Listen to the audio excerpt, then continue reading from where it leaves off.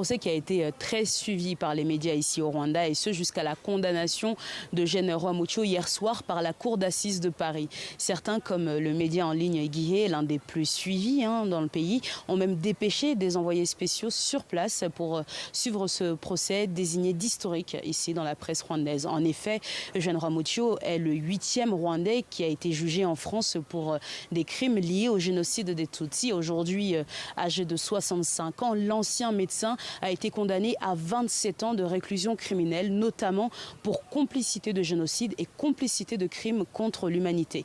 Il est accusé d'avoir participé à l'exécution de blessés, mais aussi d'avoir incité publiquement la population à s'en prendre aux Tutsis lors du génocide de 1994.